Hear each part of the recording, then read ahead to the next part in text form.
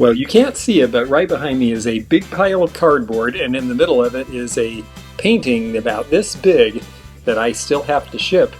I shipped a guitar to California. We shipped a lot of really cool stuff all over the country this month. Let's show you what sold and why. This is the first time I've ever owned a Glassy baby, and wow, I'll look for more. I did not realize that they were made in Seattle, where I'm from and spend a good part of my time, so that was a new discovery. Another thing that I discovered is that there is an older version and a newer version. And you know, I don't like to sell brand new things. That's not my job. I'm into antiques and vintage. But before 2019, Glassy babies, which have been made since the 1990s, did not have a Triskaline.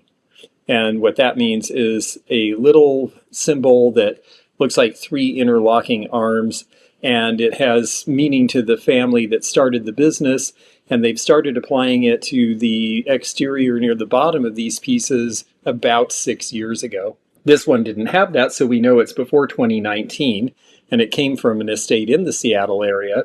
Another thing I didn't know, or at least didn't consider, is that when it has a scratch through it, it means it's a factory second.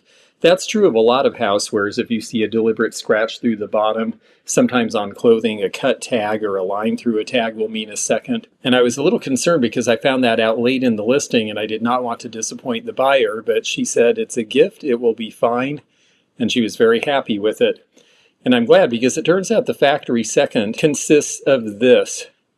The base is just slightly thicker than the family wants them to be, and that's what made it a factory second. To you and me and the average eye, it is imperceptible. But this is a premium product at a premium price. The other thing that I had a little trouble with under the studio lights was getting the color right.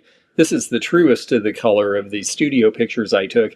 I ended up being requested to take it outside and take a picture in the natural light so they could see that it was indeed a slightly lighter pink than this. But in spite of all those issues and all those problems, the ultimate buyer was very happy with this. She gave it as a lovely gift, and it sold for $102.50 on 16 bids. So wow, Glassy baby, now I get the hype. The same buyer also ended up with this piece. This is the Ford Motor Bank. These were made for a Los Angeles dealer called Galpin Ford that's still there, and they had these done around 1960 because they wanted something to give out other than promotional cars. Florence ceramics that did all of the pretty figurines of women, Rhett Butler, Scarlett O'Hara. That was their thing, and yet they made this as an advertising piece, which was a very unusual thing for them to do. So you can see Florence ceramics very vaguely in the bottom here. Just a really cute piece. It was about the time the Shaggy Dog and the Shaggy DA came out in Disney movies, and so cute hairy dogs were a thing. And this one sold for $41 on 3 bids. This piece, I knew it was good. I had somebody tell me after I listed this, oh, it's going to go over $200. That's a really good one. And I didn't know that because I'd seen these without the Magnolia logo and the extra detail on them. And those had sold in the $120 range. And somebody sent me a note and said, oh no, yours is definitely better. And it turned out they were right. It got 23 bids. That's pretty active bidding on eBay. Wonderful piece. The top is a pin cushion. It did not have a lot of wear, as you can see in the first picture. And then you would turn the dial to get the needles.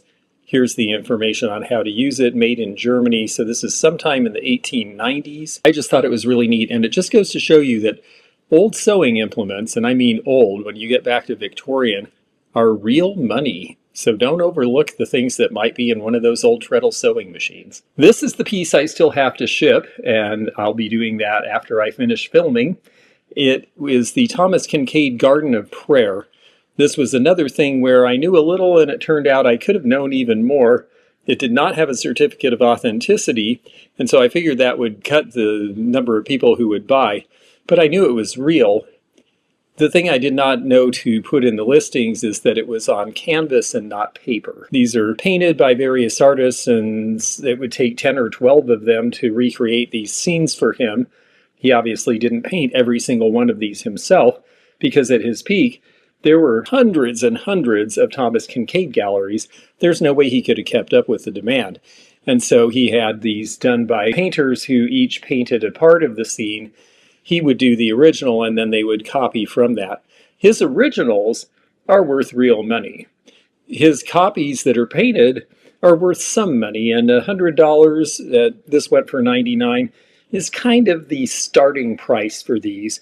And then the prints go for significantly less. But there is a customer for these now, and I'm very happy that it has found a buyer and is going to go, well, as soon as I get done with this.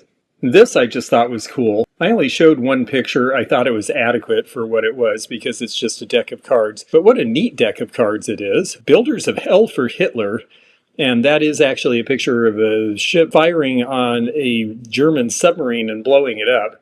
So they weren't messing around. This was likely done in 1943 or 44 when war fervor really was at a peak. And a lot of people were employed in the shipyards in Portland, Oregon, building Liberty ships and other ships like this. And because it was Hell for Hitler, they called it the Albina Hell Shipyard. Albina is one of the streets in Portland that runs down to the Willamette River, where I'm sure their docks were. This went for $20.50 on 9 bids. I bought a large collection of playing cards in Portland, and I paid about $5 a piece, not really knowing whether some of them were more special or not. I got some that frankly are probably worth $5 or less. Some of them turned out to be missing jokers because people used to take the jokers out way back when. But I found a few that were more valuable like this, including one we're going to show you in a little bit. And, you know, when you're making a buy, you kind of have to figure if you're buying in bulk, you're going to win some and lose some. And you just make a nice enough deal that you're being fair to the seller and you're going to come out okay as a buyer, even if a few things don't go your way, a few other things will. The American Motors key fob, this was a brief period of time that they used this particular logo, mid to late 60s, about the time the Javelin was introduced. So they're pretty short-lived. They changed their logo around 1970. I figured somebody who had one of their cars from this period would like this. I didn't really think it was worth more than about $10, and it did indeed sell for $9.99 on one bid. And you think, well, $9.99, is it worth listing that on eBay? Well, consider the fact that a lot of times at an estate sale, you'll find something like this in a pile where everything is a quarter or 50 cents each, and then suddenly, yeah, you know what, it is worth it.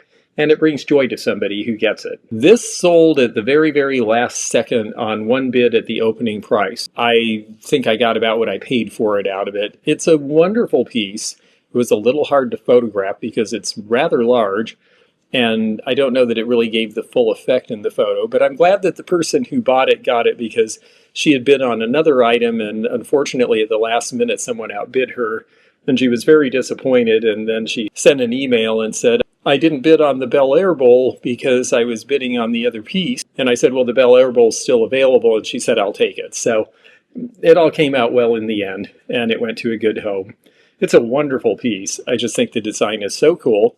Mark Belair obviously worked for Sasha Brostoff. You can tell because the designs and the fun and the wildness of it all and the shapes definitely are something that would have been of that era and that ilk. This, I have to say, surprised me. I actually thought that this should sell for about $20 to $25. They typically do. This is one of the risks you take when you put stuff at auction instead of just leaving it at fixed price. If I left it at fixed price for $24 or $25, because we know that's typically what they sell for, it eventually probably would have sold for that price. But sometimes at auction, well, people get excited and they pop something up and you get a lot more than you expect. We had some of those experiences this time too, which we'll show you shortly. So I can't begrudge the fact that somebody got a good deal on this. It is a watch opener, that's that little tab at the bottom, and it is from the Columbian Exposition, the 1893 World's Fair. And I think maybe I should have shown this side instead, but I like the globe. Somebody ended up with it, they're happy. I came out fine, I'm happy. This piece, beautiful colors, really love this piece. It went to somebody I really enjoy in the community of viewers, and it got broken on the way. And I feel so badly about that. It happens once in a while. Plates can be a little bit difficult to ship if the post office is not careful, because you end up with a large flat package. They will sometimes drop a corner of a big heavy package on top of it, and I'm sure that's what happened in this case. I will next time look for a different kind of box to ship things like this in, because I was so disappointed for the buyer.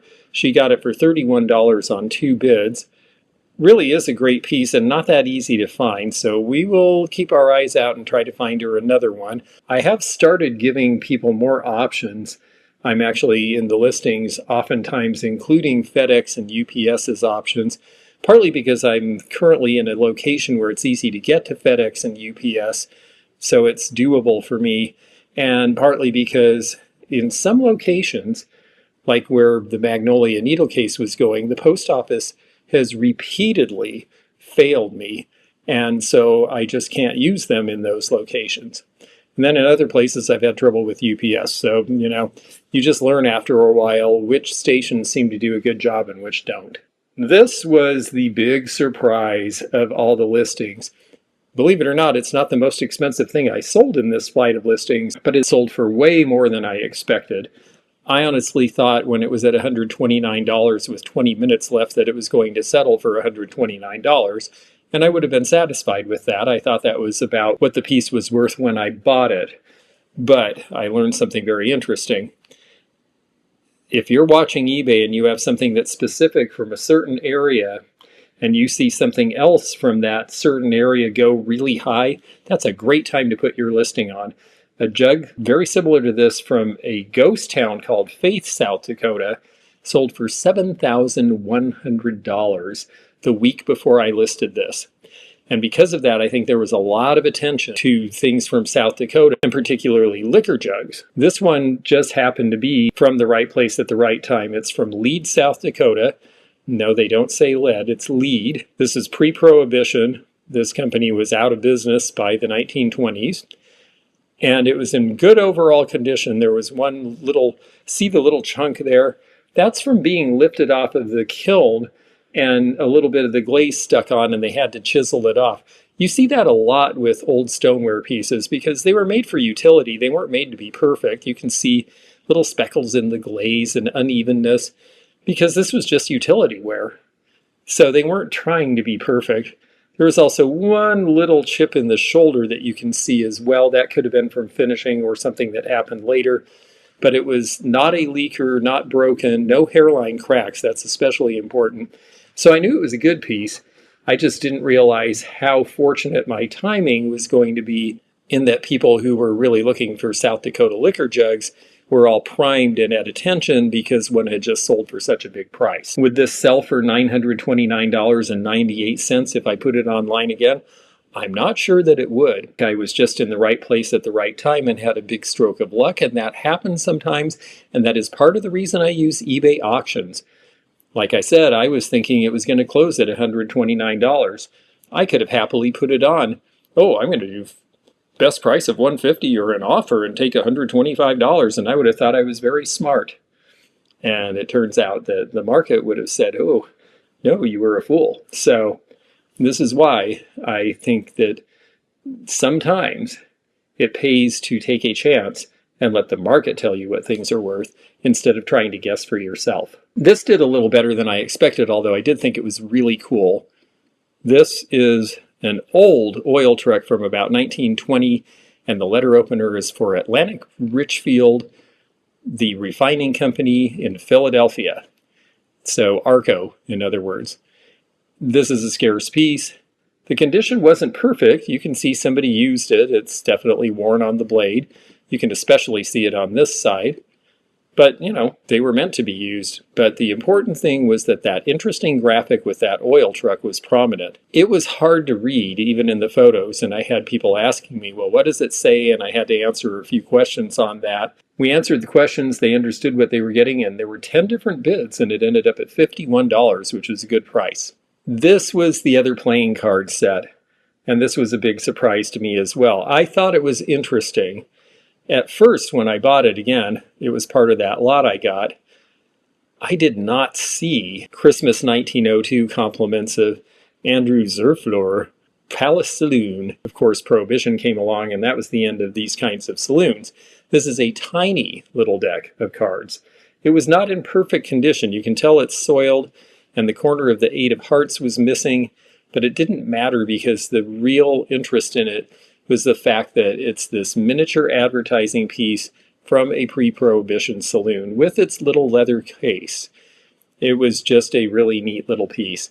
And so this one really popped and went for a much bigger price than I expected.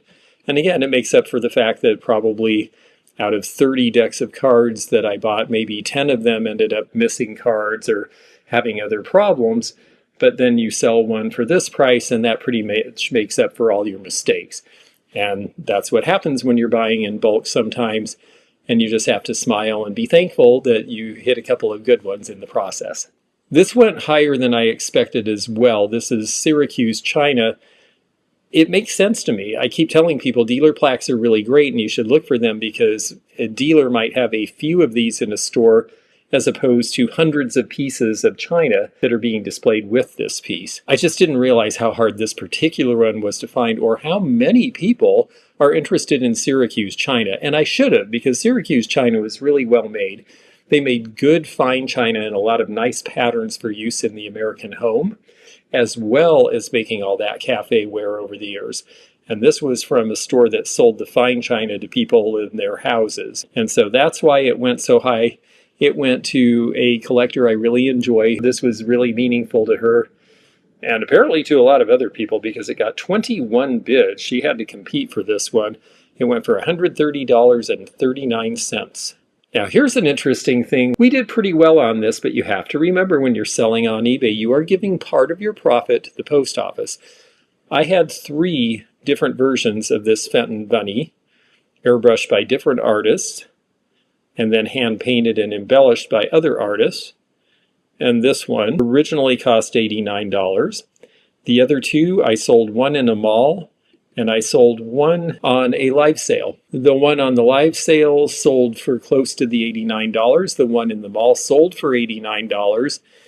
This one sold for $69 because it took about $15 to ship it. And people are not going to overpay for something just because it costs money to ship. So the shipping is part of the price for them, but it doesn't come to you. So of the 3, this is the one I actually got the least money for, and it's because I sold it online. I don't regret it, though, because it was a nice piece, it was a good sale, and between the 3, it certainly came out just great. And $69 is not a bad price to get for this piece either. So I was happy, but it was also an interesting lesson. We tried 3 different ways of selling, and eBay turned out to be the lowest margin of the 3. This sold right away as a buy it now, and I'm not really surprised because it is so cute and so sweet. It's a nice little hand mirror, nice little pocket mirror, until you turn it upside down, and there's a little trick to covering part of it up, and then it becomes very risque and naughty. And men in the 1920s and 30s knew that, and thought it was a great joke that they put over on a lot of the flappers who carried these around, not knowing that there was something a little bit less than ladylike about this. But it doesn't look like it. In fact, if anything, it looks delightfully ladylike, and it's a very cute mirror. So because of the story, these sell for about $30. I put a buy it now of $30 on it, and it sold right away. This set also sold for $30 on buy it now, and I thought that was fair because it's a nice micro mosaic with the rose. It was on the original card, so it hadn't really been used. All the pieces are there. You have to be careful with micro mosaics. Those little glass pieces can fall out, and it can be just one. I have bought pieces before I thought were just wonderful, and then someone picks it up and says, "Oh, it's too bad it's missing a piece," and you miss it. So you really have to look them over carefully. This one was perfect, but this one also is not the ideal shape. It's a good motif, the color is good, but they are round. And people are less inclined to buy and wear round jewelry than other shapes. So because of that, I felt $30 was a fair price for this set. And indeed, it went for $30, buy it now on one bid. And I was happy and the customer was happy. By the way, there's nothing wrong at all with round pins. I think they're great. They don't snag on things.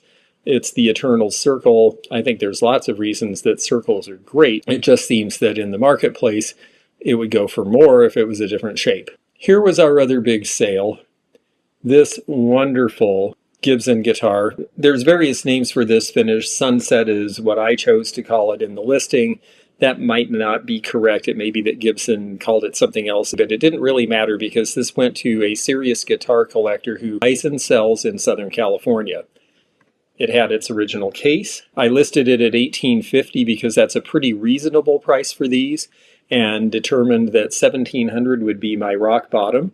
And I set it up so that if I got a $1,700 offer, it would automatically accept. And I had a $1,700 offer in a day.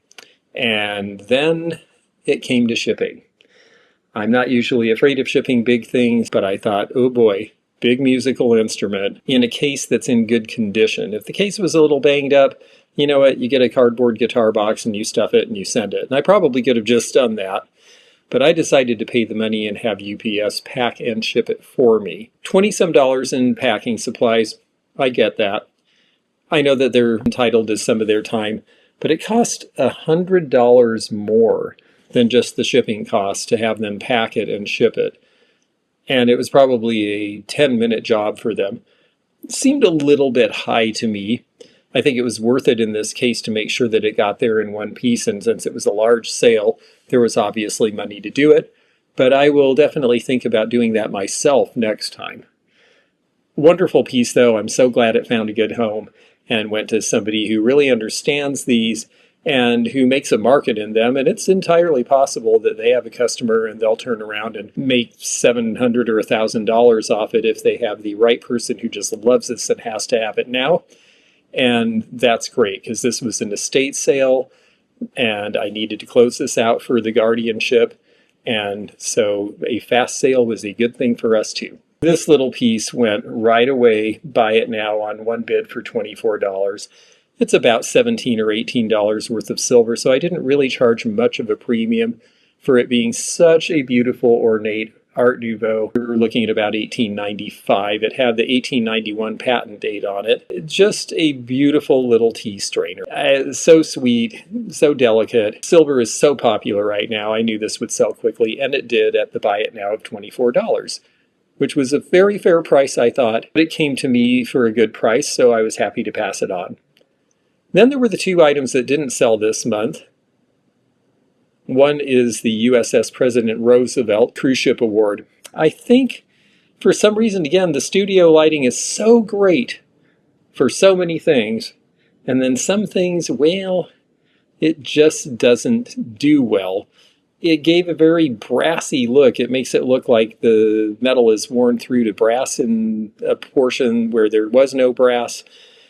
You can't really read costume party. The name of the ship isn't really clear. Again, I think I may have to think in terms of a little bit better camera operation. I also think there was some confusion because I know when I showed Zeno this, he said, oh, one of those stacks is bent. Are you sure you want to sell something that's as is? And I said, oh, no. If you look at the picture of the ship, that's how that was. That is the exact way it was made. I wonder if a lot of people looking at this said, oh, that thing is bent, and that was part of the reason that it didn't sell. But that's okay, because it's the kind of thing that looks good in person. It will definitely sell at a show or in an antique mall. And then the other thing was this, and this is the Mother's Oats comics. This is a counterculture publication from about 1970. There's some of the interior. Here's the back. Counterculture stuff is definitely collectible. And I'm helping somebody who has probably the largest collection of counterculture publications in the country to sell some of these things. I think the problem is that because I'm helping somebody else sell it, I didn't do what I would do if it was mine. If it was mine, I would put it out at $9.99, no reserve, and let them bid it up. And for that, I think you would get action.